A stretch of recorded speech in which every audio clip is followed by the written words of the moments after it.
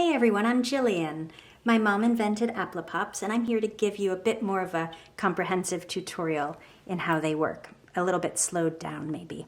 And then when you get good and fast at it, it'll become like second nature to you. But sometimes there's a little bit of a learning curve, so we wanted to just go through the steps a little slower. I have my scrap of fabric and I've got my APPLIPOP rings. The inner circle of your sandwich is the finished size.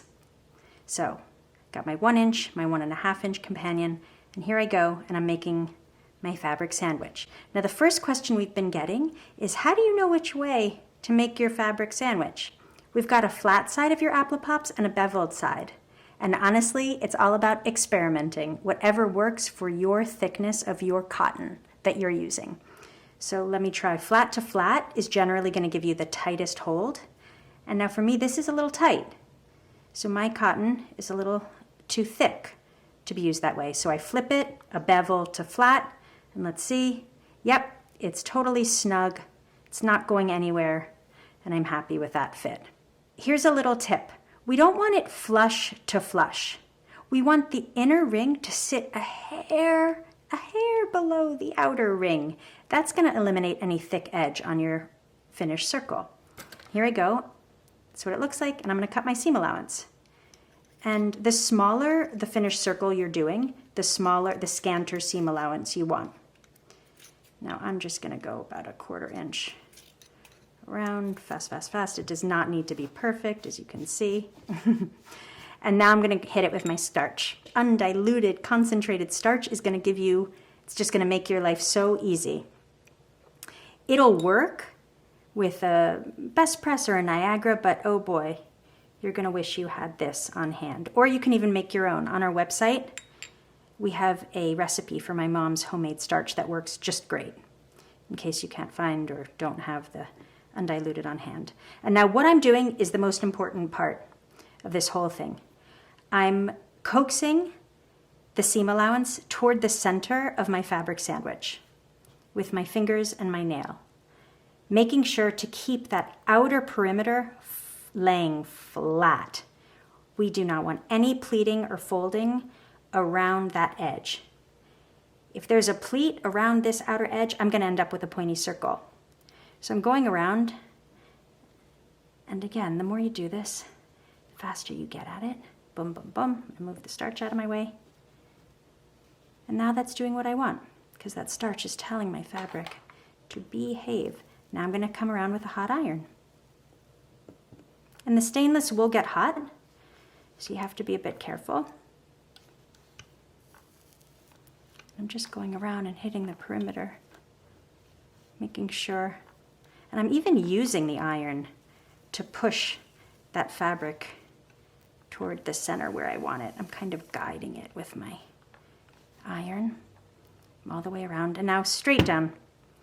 And I'm confident that I'm going to have a perfect circle because of how careful I was doing the outer perimeter. And now I'm going to let it cool. That's it. And I can give it a once over to see if I missed any spots. I see right there. Now I might have left a little pleat, but I might have gotten it. But you know what? Let's assume that I'm concerned about this one spot. It's a little hot, but it's okay. Let's say I have a little fold in there and I know, oops, that's not going to be exactly the way I want it. Sometimes we don't care if there's a mistake, and sometimes we kind of do. We want them absolutely perfect. So I'm just going to re-starch it and again use my fingers to push it down. Now I flattened it. I feel confident that I got it. And that's it. Yeah, and now you can see all the way around.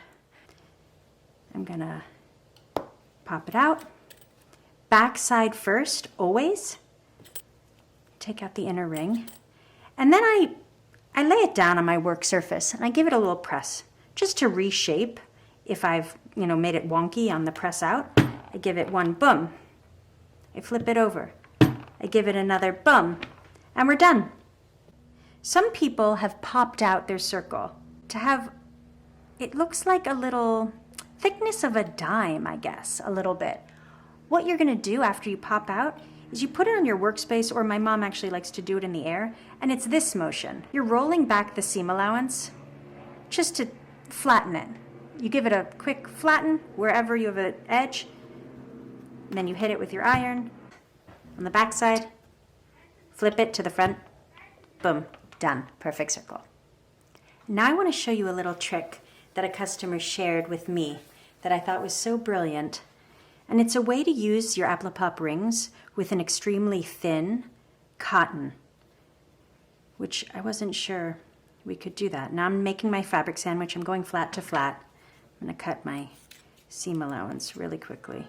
Now this is a 3/4 inch finished circle, so I'm going to make a pretty scant seam allowance on this one. I'm going to come in with my starch. Everything's the same. I'll speed this up.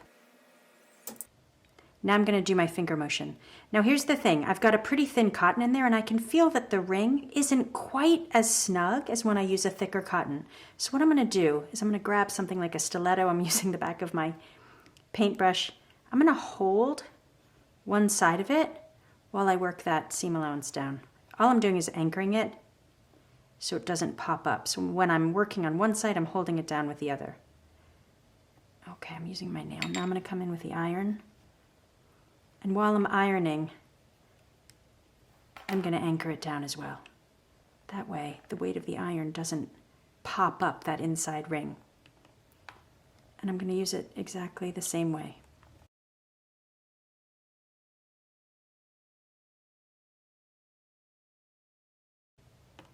Just like before, all the way straight down, using the heat. And this is going to work as well. As long as I have that flat outer perimeter, I'm good to go. And you can use this with a variety of thicknesses of cotton. Now we let it cool. And this is also going to give me a perfect result. Just had to make the tool work for me, just like so many tools out there. Now it's cool. I'm popping it up backside first. And I'm pulling it out. I roll back my seam wherever I see that I need it. Again, I like to push it down on my work surface. Hit it with the iron. Boom. Flip it. There you go. Work just as well. Thicker cotton, thinner cotton, and they still work. Every time.